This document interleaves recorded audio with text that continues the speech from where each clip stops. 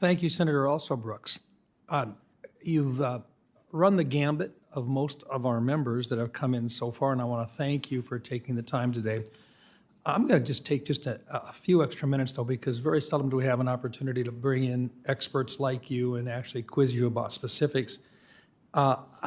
We indicated in my opening statement today that we were reintroducing the Unleashing AI Innovation in Financial Services Act with Senator Heinrich, Kim Tillis, and House Financial Services Chairman French Hill.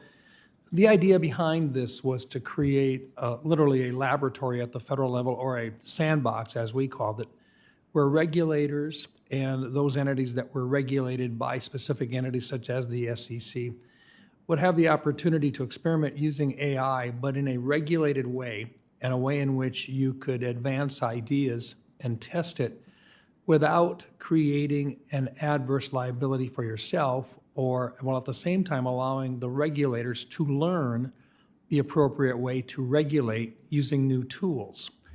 I'm just curious, we talk a lot about how at the state level, the states are the laboratories from which the federal entities learn. But so much of this has to do with interstate commerce, and on a national basis, we need a consistency, if at all possible. Can we talk just a little bit about your thoughts about whether or not this is the appropriate path, and whether or not finding a way to establish this laboratory could work from industry to industry, using, once again, at the federal level, what are the experts that we find within NIST to assist us in putting this together.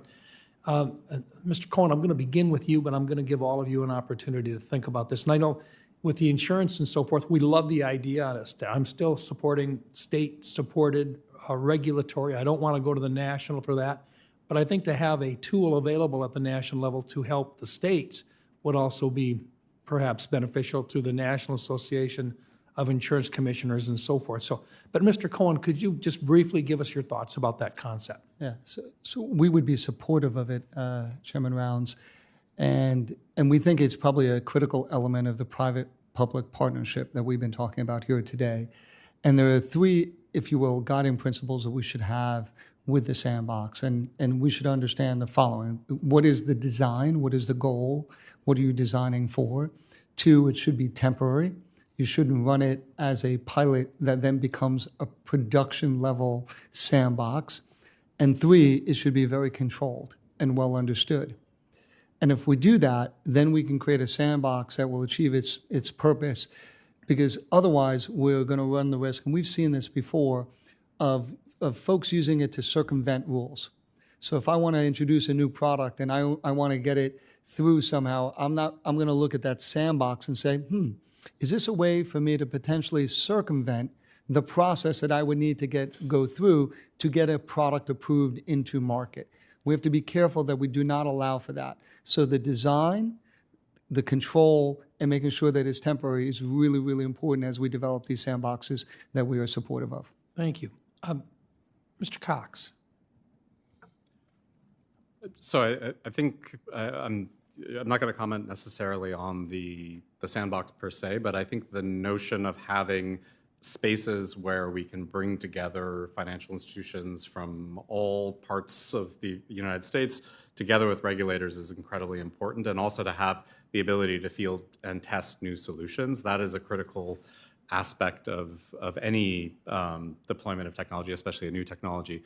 One of the things that we do with our IBM Cloud business is we bring together financial institutions who are customers together with regulators, and we have actually deployed new technologies experimentally amongst them, where they come together, try things out, bring their experience. We've brought in MIT, academic institutions and that. And I think those spaces are incredibly important for exploring first before you do something at larger scale. Thank you. Mr. Kalinich? So Texas just passed a Artificial Intelligence Act that goes into effect January 1st, 2026, and it takes into account some of the issues that you've raised, and some of them are hopefully in your new bill that we're anxious to review, and those include some thresholds that if you meet in the sandbox of Texas in the safe environment to evaluate the artificial intelligence threats, have you already satisfied the NIST AI framework standards? Have you already satisfied this? And it gives a presumption under the Texas law. So I'd encourage the federal law to, if it adopts the same kind of affirmative safety principles of the state one, it can be a model for all states to follow and get a much more consistent review of artificial intelligence threats. Very good.